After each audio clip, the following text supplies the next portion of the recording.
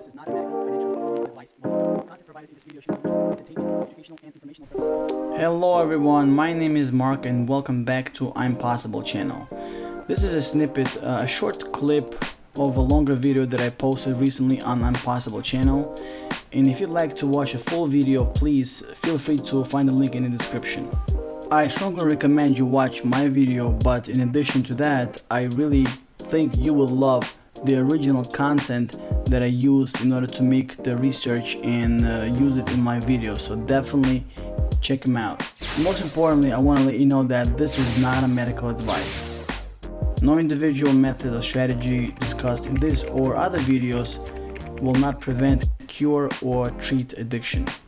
Drug addiction is a complex disease that consists of both physiological and psychological dependencies, and in order to achieve recovery from addiction, it's absolutely important to treat both aspects of a disease the right way. One of the most important aspects of recovery is support. You can find support in family, with your friends, with doctors, psychologists, psychiatrists. Lately, it's been very popular to use addiction coaches, especially those that actually became clean and sober and went through recovery successfully. As you see in the title of this video, this particular video will be about vitamin C megadosing for opiate withdrawals. I will also include a list of amazing nootropics, supplements, minerals, and vitamins that will make your withdrawal process even easier. And I repeat, this is only for withdrawals. Some people that are skeptical about it, they don't believe that vitamin C does help, but they're probably confusing using vitamin C for addiction. 90% of people that use vitamin C megadosing have stated that 85% of their withdrawals were eliminated. And again, dealing with withdrawals and easing withdrawal symptoms does not mean curing addiction. Let me know if you like it. If you do, I would appreciate some likes, comments, and give me your feedback. Also, if you didn't subscribe to my channel yet, please do that and click on notifications and click on all. Otherwise, YouTube will never notify you when I post new content. Thank you and enjoy the video.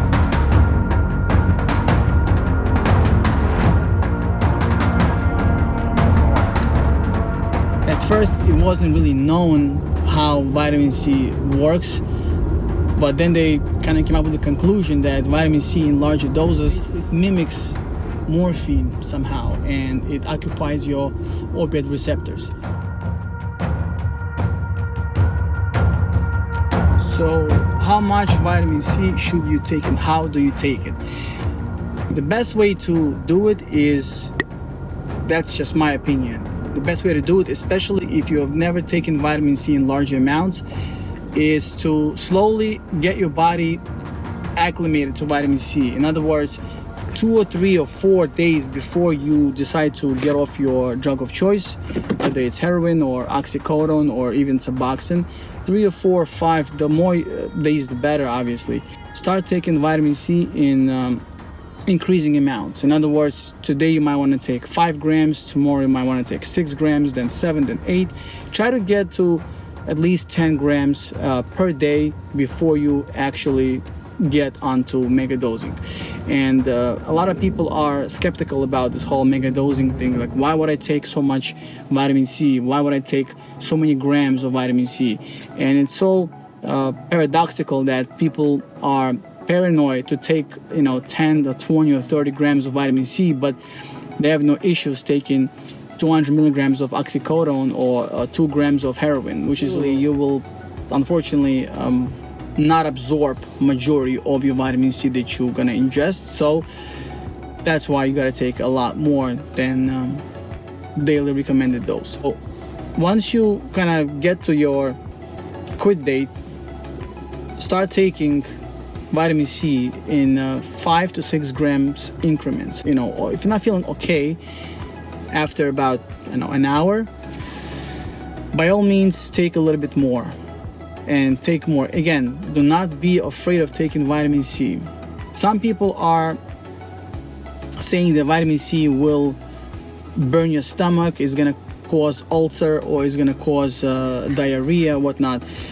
It is true about diarrhea because it is antioxidant, so it might cause some stomach upsets here and there, but again, it's nothing crazy, especially for those of you that are heavy opiate users. You might agree with me that you probably are constipated most of the time. I believe a little cleanse will only benefit us here, right? Some are also afraid of having kidney stones or destroying their liver or other organs, but keep in mind, you are not going to be using vitamin C in such large amounts for the rest of your life. I believe using vitamin C daily is a great idea. However, don't expect to be using vitamin C in large amounts forever. 1, maybe 2 weeks the most. You're only doing it to deal with the most acute stage of the withdrawals. If you're uncomfortable with your diarrhea, take a few loperamides or Imodium pills. There's absolutely nothing wrong with that. Do not go crazy, do not take 10 or 20, but take a couple of pills, every 6-7 hours. Again, no medical advice, it's your choice, your decisions, your life. Again, I personally don't know anyone who took more than 40 grams of vitamin C per day, but I read studies that they've used up to 80 vitamin C, ascorbic acid. Now let's talk about this whole ascorbic acid thing. In my first video, I talked about that if you want to megadose, do not use ascorbic acid. And I still believe that ascorbic acid should not be used excessively with vitamin C megadosing, especially the cheap generic stuff you get in the Walgreens, for example, or CVS. I personally recommend using liposomal vitamin C. The reason why liposomal is better, in my opinion, is because it has a highest absorption rate. So you absorb most of it, which means you don't need to take as much, perhaps. But again, there's a lot of crappy quality liposomal vitamin C on the market, and they claim to be liposomal, but not really liposomal.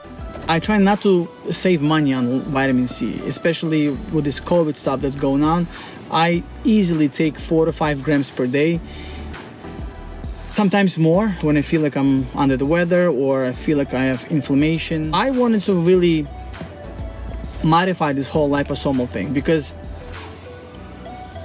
you don't always get good quality liposomal vitamin C, especially now with COVID, because prices just skyrocketed and you can't always find, even if you want to pay the high price, you cannot always find good quality liposomal vitamin C.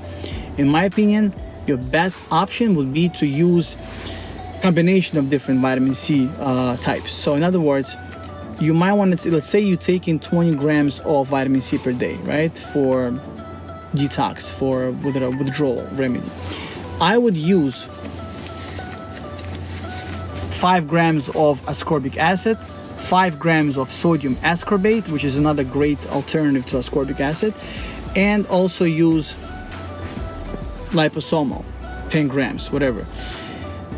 If you're using 20 grams a day, I'm talking about. You could mix match it. It's not written in stone. There's no particular guideline. I'm just giving you an example. And the reason why you don't want to do too much of sodium ascorbate, because sodium ascorbate is salt, basically. It's vitamin C derived from salt. And we know that salt has been getting a lot of bad rap in the media, and doctors talk negatively about salt, how we shouldn't be consuming so much salt, blah blah blah. So if you're going to take vitamin C sodium ascorbate, you don't want to take that much. Don't forget, we're not trying to take vitamin C for the rest of our lives. This is something for a week, maybe 2 weeks, and it's ideal to increase your dose up to day 4, and then once day 4 hits, decreasing your dose aggressively, because again, your withdrawals will most likely be at peak on day 4, maybe day 3. So again, for example, someone I know was taking 20 grams day 1, 25 grams day 2, 30 or 40 grams day 3, 40 grams day 4, and then on day 5 and 6 and 7 he gradually and aggressively reduced vitamin C consumption. And then it basically take it as needed. Again, vitamin C is not suboxone. It doesn't have this long half-life, or it will not really give you any negative side effects unless you have health conditions that you might need to speak to a doctor about it. Try not to take too much of anything. In addition to vitamin C megadosing, it is ideal to use some other supplements that will help you with other symptoms. I personally know that DLPA is something fantastic for opiate detox and opiate withdrawals, not just the acute stage, but also post-acute withdrawal syndrome, also known as POSS. In addition, you probably know that L-tyrosine, L-theanine, magnesium, calcium, potassium, zinc, all of those other supplements and minerals and vitamins are amazing. According to one of my subscribers and or viewers, she actually posted a very important thing about vitamin C megadosing. She also said that you must take a lot of protein if you want to include a very high protein diet, or you might want to take protein powder and make a shake out of it. But it is very crucially important to include protein, because we do go through a lot of biological changes when we go through opiate withdrawal or opiate detox. In addition, Anna, who is a viewer of that original video and commenter of that video, Anna also recommends to use good quality liquid amino acids. Good quality liquid amino acids in conjunction with good quality protein will be instrumental in helping you achieve all of your goals when it comes to opiate withdrawal and detox. Alright guys, so we covered what is vitamin C briefly and how it works. We talked about how to use vitamin C for opiate withdrawals. We also briefly covered what other things vitamin C could be used for, what other conditions could it be used for. And now let's talk about why. Why doesn't your doctor talk to you about it? Why doesn't Big Pharma talk about it? Why YouTube bans videos where people discuss magical or miraculous benefits of vitamin C? And I believe that the answer is so simple that it's actually